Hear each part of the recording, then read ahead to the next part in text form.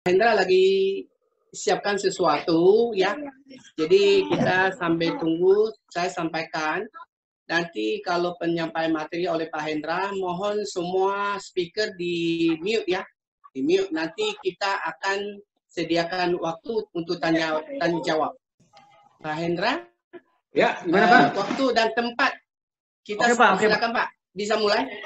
Oke Pak. Langsung Pak ya? Iya, langsung. Baik, terima kasih Pak Miki atas waktunya, dan ini yang kedua ya. Mudah-mudahan nanti kita bisa bekerja sama lagi lebih lanjut Pak ya. Iya. Baik, rekan-rekan semua, apakah suara saya bisa didengar? Halo? Halo? Bisa Pak, bisa Pak. Bisa Pak. Jelas. Jangan semua Pak ya? Iya. Halo? Iya, mohon teman-teman di mute aja ya. Di mute biar Pak Hendra bisa konsentrasi penyampaian materi. Oke. Oke, terima kasih. Selamat malam rekan-rekan ya. Saya mencoba membahas materi Change Management for Handling Organizational Crisis. Jadi manajemen perubahan yang tujuannya itu diharapkan bisa membantu memecahkan masalah krisis dalam organisasi ya. Oke. Ini biodata saya. Saya dasarnya adalah psikolog ya Pak ya. Rekan-rekan semua ya. Saya psikolog di S1 dan S2 di UGM. Kemudian saya pernah belajar di Prasasti Mulia ya. Belum. Halo? Kemudian saya memperoleh pendidikan SR di Australia ya. Dan juga pelatihan di dalam dan luar negeri banyak sekali. Nggak perlu saya sebut satu-satu. Kemudian pengalaman kerja saya pernah menjadi dekan Pak. Dekan psikologi itu perlu diketahui fakultas psikologi pertama di Indonesia itu saya Pak, yang bikin itu Pak. Ya. Kemudian saya pernah menjadi Senior Manager Learning Center di Antam, kemudian Chairman of Change Management, dan ini jabatan yang saya kira tepat sekali dengan yang kita bicarakan ya, karena saya punya pengalaman di Change Management. Saya pernah ditunjuk sebagai Chairman of Change Management oleh komisaris utama Pak, bukan oleh Ibu ya. Kemudian posisi terakhir saya Advisor of Directors PT Sentral Sumber Daya. Profesi saya sebagai trainer Good Corporate Governance, Change, dan Human Capital Management atau SR Management. Kemudian saya juga sebagai coach atau advisor untuk leadership development. Jadi nanti kalau rekan-rekan ada yang ingin mengembangkan leadership, nah mungkin bisa share dengan saya. Publikasi saya ini buku yang cukup lama, Praktek Manajemen Terbaik di Dunia, dan ini cukup laris Pak, Ibu ya. Jadi sekitar 15.000 udah habis dalam kira-kira 6 bulan ini. Dan sekarang saya diminta lagi untuk bikin sambungannya, cuma karena waktu saya nggak sempat, jadi saya ya mungkin lain kali aja. Kemudian saya juga menulis di artikel-artikel di media massa. Oke, yayasan-yayasan yang pernah, organisasi yang saya pernah ikuti, Yayasan Bakti Bangsa, ini yang dipimpin oleh Bapak Sarwono Kusumaatmadja ya, mantan Menteri Lingkungan. Kemudian saya juga Himpunan Psikologi Indonesia, Prosval Consulting, ini rekan saya nih Pak Indra Susanto, kemudian Persatuan Manajemen, dan juga Asosiasi Manajemen Indo. Oke, saya lanjut ke materi. Saya ingin bicara tentang pengantar manajemen perubahan. Ini penting sekali supaya, mohon maaf, ini saya ada dua tahap sebenarnya. Tahap pertama ini saya agak teoritis karena saya pikir bicara change itu kita perlu tahu teorinya dulu, baru nanti prakteknya. Jadi sekarang sesi ini saya akan bicara soal teorinya dulu, walaupun nanti agak sedikit menyinggung praktek. Nah, kemudian kalau bisa nanti Pak Miki saya minta waktu juga untuk sesi kedua. Saya akan bicara khusus bagaimana sih praktek yang real itu. Nah, jadi ini sesi ini lebih banyak ke teori. Oke? Nah, manajemen perubahan secara teoritis, ini pendekatan sistematis yang mencakup pengelolaan informasi melalui perubahan manajemen, nilai-nilai, proses, atau teknologi untuk mencapai organisasi. Ini definisi yang sangat teoritis. Tapi kalau saya punya definisi, manajemen perubahan adalah satu manajemen yang punya tujuan untuk mengubah suatu organisasi. Kenapa perlu berubah? Karena organisasi itu, apalagi perusahaan, itu punya visi ya. Nah, dengan adanya visi, mau nggak mau kan kita dituntut untuk bisa berubah sesuai dengan visi. Nah, jadi manajemen perubahan itu mengubah siapa saja, mulai komisaris direksi, pimpinan, whatever. Kalau di pemerintahan, menteri ya, sekjen dan seterusnya ke bawah itu dituntut untuk berubah sesuai dengan visi yang sudah ditetapkan. Nah, jadi manajemen perubahan adalah suatu proses perubahan untuk mencapai visi, itu gampangannya. Kemudian inisiatif perubahan itu untuk mencapai keberhasilan diperlukan juga penerapan strategi dan metode-metode perubahan, nanti kita akan diskusikan. Karena perubahan itu sangat penting ya dan terjadi setiap hari, maka diperlukan satu tim atau kalau di Antam itu namanya project ya, change management project. Saya terakhir saya mimpin sebagai chairman itu saya yang mimpin ya. Jadi sebelumnya itu saya sebagai sekretaris gitu. Oke. Selanjutnya, nah permasalahan yang sering terjadi kebanyakan banyak yang menolak perubahan karena orang tuh biasanya suka di comfort zone ya. Jadi suka karena sudah happy dengan kondisi sekarang, ngapain tidak berubah? Untuk apa tujuan berubah? Dan seterusnya, dan seterusnya. Nah, ini di Amerika ya, di survei 38% orang yang suka meninggalkan zona nyaman. Jadi yang betul-betul ingin berubah itu hanya sekitar 38%. Ini 2 tahun lalu dari survei di Amerika. Saya nggak tahu di Indonesia, mungkin lebih besar ya. Kalau kita bicara COVID-19 ini, dengan adanya orang masih mau mudik dan seterusnya, ini menandakan bahwa banyak orang yang nggak mau berubah. Nah kemudian perubahan itu menimbulkan reaksi emosional, bisa positif ya, tapi juga bisa negatif. Kalau yang positif itu ini yang punya mindset growth ya, yang punya pola pikir bertumbuh, orang yang tertantang dengan perubahan, dia selalu mencari sesuatu hal yang baru yang akan memberikan dia kebahagiaan. Kalau dia berubah tuh dia akan memperoleh kebahagiaan baik pribadi maupun organisasinya. Nah ini emosi yang positif dan ini yang terjadi kalau kita betul-betul punya niat untuk berubah. Nah kemudian ada lagi 62% orang takut berubah. Kenapa? Karena merasa tidak nyaman, karena merasa ada sesuatu yang dirugikan, entah jabatan, entah mungkin gaji dan seterusnya dan seterusnya. Nah pertanyaannya, what is in it for me? Ya, kebanyakan orang yang tidak mau berubah.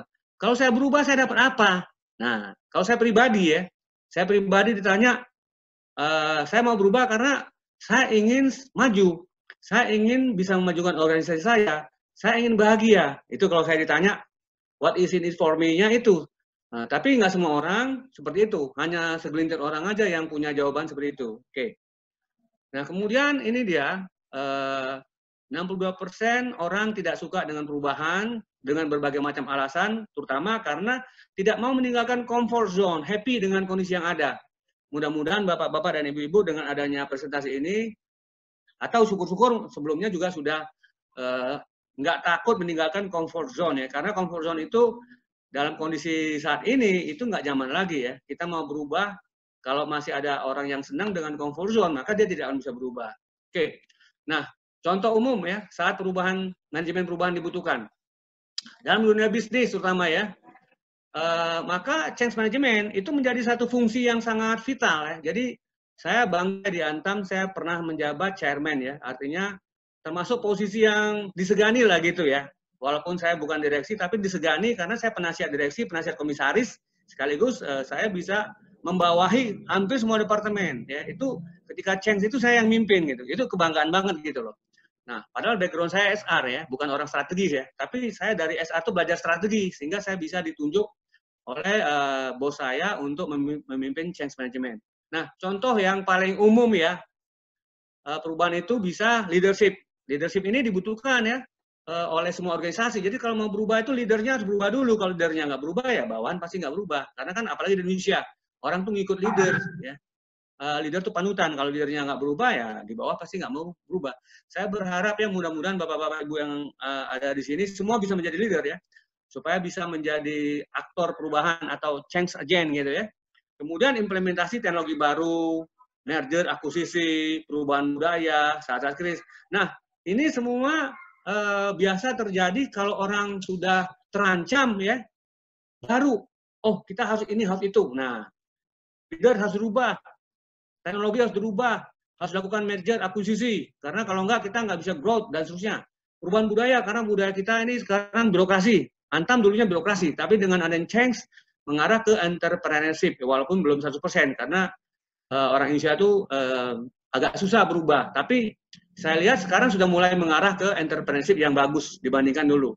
Kemudian saat krisis, nah seperti sekarang, COVID-19, ya, mau nggak mau orang dipaksa berubah. Kalau kita nggak berubah, tamat riwayat kita gitu ya. Nah kemudian ada banyak model dan teori ya. Nah yang saya tekankan di sini sebenarnya satu teori yang sangat terkenal dari John Kotter ya. Tapi teori itu banyak banyak, ada dari Lewin, ada teori Atkar dari Rasi, kemudian Hay waktu dipakai Antam juga punya teori sendiri gitu. Nah, tapi tujuannya apa sih? Memahami dampak perubahan dan memastikan transisi itu lancar. Jadi kalau kita bicara change management, kita harus fokus, kita nih mau kemana? Sekarang saat ini kondisi kita bla bla bla, visi kita bla bla bla, maka kita harus membuat transisi. Nah, transisi ini yang harus di-manage. Katakanlah change itu kalau COVID ini jangka pendek ya, misalnya setahun 2 tahun, COVID itu bisa hilang, mudah-mudahan setahun atau katakanlah 6 bulan selesai. Maka change-nya itu jangka pendek. Tapi kalau merger, akuisisi, nah itu nggak mungkin. Dia pasti jangkanya panjang, bisa 5 tahun atau mungkin bisa 10 tahun change manajemennya ke sana gitu ya. Nah, sekarang saya ingin nyinggung COVID ya, karena COVID ini dipakai oleh John Kotter ya, yang ingin saya bicarakan. Sebagai contoh, bagaimana menerapkan change management yang melalui metode dia, supaya orang bisa paham. Tapi saya tidak akan bicara COVID secara keseluruhan, karena pada umumnya kita sudah paham ya. Kata, kalau saya suka nonton di TV itu, katanya kita itu sudah lebih pintar dari dokter ya. Karena kita itu sering lihat di TV itu ada dialog mengenai COVID. Tapi yang jelas COVID-19 ini adalah satu krisis yang sangat luar biasa, karena sebelumnya nggak terjadi ya. Sebelumnya pernah terjadi di Spanyol tahun berapa itu, tapi sedikit aja. Kemudian di mana lagi itu, tapi yang parah sekarang global sekali ini krisis yang terjadi. Oke. Nah, mungkin itu yang saya ingin sampaikan. Nanti kalau ingin baca lebih detail, silakan slide ini mungkin nanti oleh Pak Miki akan dibagikan ya Pak Miki ya. Oke. Nah, tapi yang paling penting apa? Dengan adanya COVID ini, kita perlu belajar. Ternyata globalisasi itu harus dibayar mahal ya. Jadi semua ini kan global. Dengan adanya batasan-batasan yang dibuka ya, semua negara itu membuka diri ya, tidak ada lagi batasan dari segi aturan, hukum segala macam, semua bisnis bisa dilakukan oleh satu perusahaan dimanapun di dunia ini. Nah itu globalisasi. Tapi yang harus dibayar mahal, dampaknya itu karena orang sering mobilitas tinggi dari satu tempat ke tempat lain, akhirnya dia bawa virus. Contohnya China ya, orang China itu kan di Wuhan awalnya. Tapi kenapa bisa nyebar ke seluruh dunia? Ya karena globalisasi, karena orang dari Wuhan kemana, orang dari mana ke Wuhan, dan seterusnya gitu loh. Itu dampak globalisasi. Kemudian beberapa pusat produksi itu terkena dampak. Misalnya produksi mobil, produksi tekstil, apa saja itu pasti kena dampak. Kemudian negara-negara di seluruh dunia, akhirnya nih ya positifnya, ada saling kebergantungan. Misalnya Indonesia sangat bergantung dari Amerika soal apa namanya, satu alat yang kemarin dipesan itu, kemudian dari Cina juga, itu ada kerjasama antara Indonesia dengan China, dengan Amerika dalam soal pengadaan APD gitu ya. Nah ini positif banget ini. Nah kemudian tapi ada satu kata-kata protagonis ya yang nyindir ya dari Perancis, presidennya itu mengatakan aneh sekali kalau saat ini kita makanan aja harus dari orang lain, perlindungan juga dari orang lain, kemampuan kita juga harus dari orang lain. Ini adalah satu hal yang kegilaan. Nah ini menurut si Presiden Perancis. Ini dia mungkin kesal banget. Kenapa kok sekarang kok segala sesuatu tuh harus dari luar gitu. Sehingga dia kayaknya curhat gitu ya. Oke. Pelajaran kedua apa yang perlu kita lakukan? Sistem keuangan menjadi rapuh ya. Kemudian kelemahan struktural yang selama ini berjalan, artinya struktur organisasi ternyata tidak kuat ya. Bank sentral seluruh dunia itu berusaha untuk menyelamatkan negaranya. Likuiditas dari segi keuangan hampir semua perusahaan itu mengalami kegoncangan dan menuju kebangkrutan. Pasar modal juga berhenti gitu ya. Nah, kemudian virus membuat ekonomi dunia itu bertukul lutut, nggak bisa ngapa-ngapain. Nah, orang yang terkurung tidak dapat melakukan tugasnya dengan baik dari rumah. Kita kan menerapkan work from home ya. Sekarang sudah mulai sebagian work from office ya. Nah, kemudian industri konstruksi dan lain-lain tumbang. Keputusan mengurung hampir 3 miliar orang adalah pertama kali terjadi di dunia akibat tidak adanya informasi yang dapat diandalkan. Karena COVID ini suatu pisau baru, hampir semua orang itu nggak ngerti cara mengatasinya ya. Sehingga 3 miliar orang itu dikurung di rumahnya. Dia nggak ngerti kenapa harus begitu. Ya karena memang tidak ada informasi yang betul-betul bisa diandalkan. Harusnya begini, harusnya begitu. Baru aja sekarang tiba-tiba kaget. Amerika mengurung orang di rumah, India, Inggris, kita pun ikut-ikutan juga ya. Nah, data spesifik tentang potensi jangkauan COVID belum jelas. Nah, ini bahaya nih. Tanpa data yang jelas, maka yang muncul ketakutan.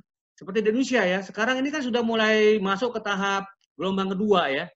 Jadi gelombang pertama itu katanya selesai Juni, tapi Juni ini akhir akan naik ke gelombang 2 dan itu bahaya. Kenapa? Karena faktor orang itu mudik gitu ya. Orang mudik ternyata membawa pengaruh. Nah, ini nanti kita akan ceritakan ini. Kenapa bisa terjadi ya. Nah, kemudian teknologi itu menjadi penting. Orang itu sekarang coba, siapa yang tidak pasang internet di rumah? Work from home, learn from home. Nah, jadi belajar di rumah, bekerja di rumah, mau nggak mau kan orang pada beli modem yang mungkin sudah banyak, bisa Indovision, bisa apa, bisa ini. Nah, akhirnya, IndiHome ya misalnya. Akhirnya orang tuh pada kesana semua gitu loh. Karena apa? Itu teknologi yang mau nggak mau kita pakai. Karena tanpa itu kita nggak bisa bergerak gitu loh.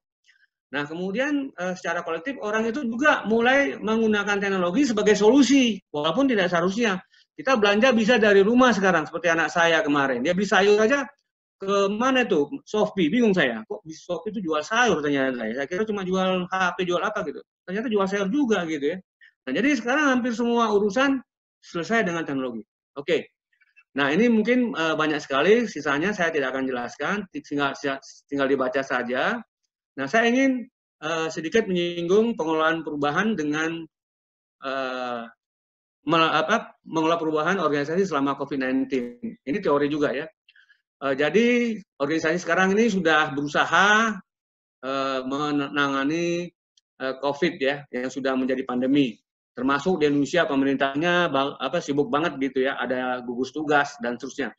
Nah, ini juga saya tidak akan cerita detail, tapi yang jelas hampir semua organisasi, baik pemerintah, perusahaan, apalagi kementerian gitu ya, itu semua sibuk sekarang. Padahal Indonesia dulu waktu terjadi COVID di China ya, bulan Januari Februari masih relax aja, merasa aman ya, masih comfort zone gitu ya. Begitu Maret kejadian dari Depok, baru panik gitu. Kenapa? Ya ini nih, 2 bulan pertama kita comfort zone, nggak mau melihat kok bisa China kena, kita enggak. Alasan macam-macam lah. Tapi Singapura itu kena yang dekat itu. Kita. Malaysia udah kena. Tapi kita mengatakan, aman. Ternyata begitu kejadian, paniknya luar biasa ya.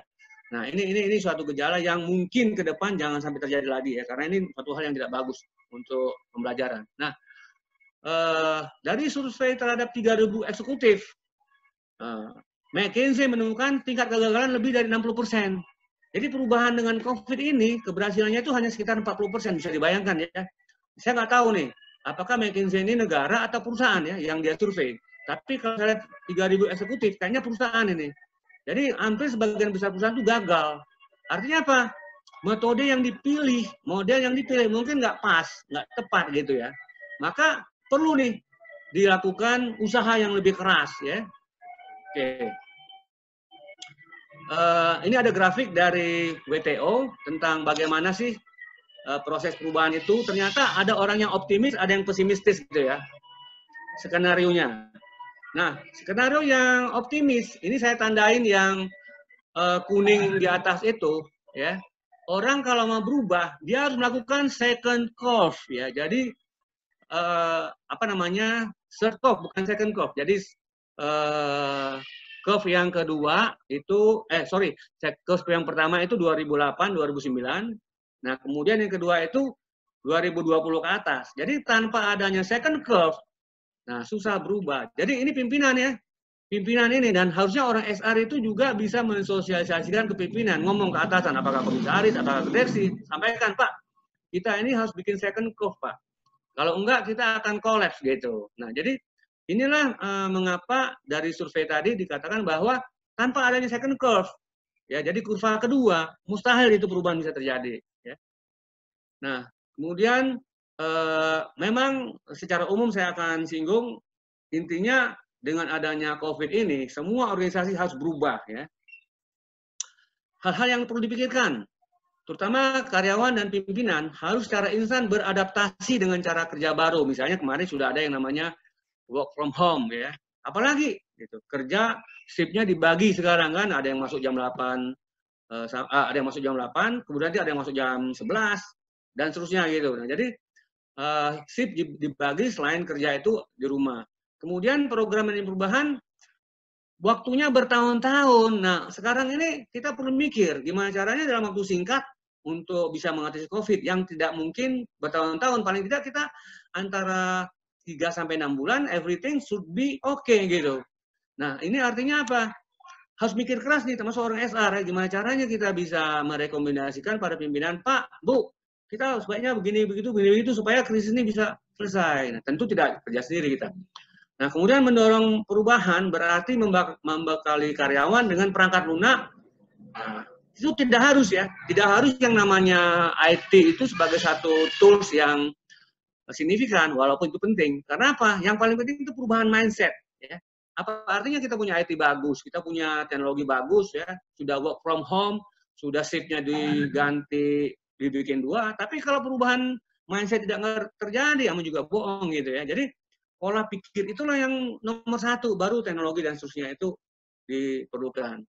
Nah, untuk merubah sesuatu organisasi itu ada fase persiapan, merencanakan komunikasi, membuat program, pelatihan, evaluasi keberhasilan dan seterusnya ya. Nah, kemudian sekarang bagaimana kita bisa mengatasi krisis COVID ya? Ini udah setengah jam ya, mungkin saya sedikit aja nyinggung ini.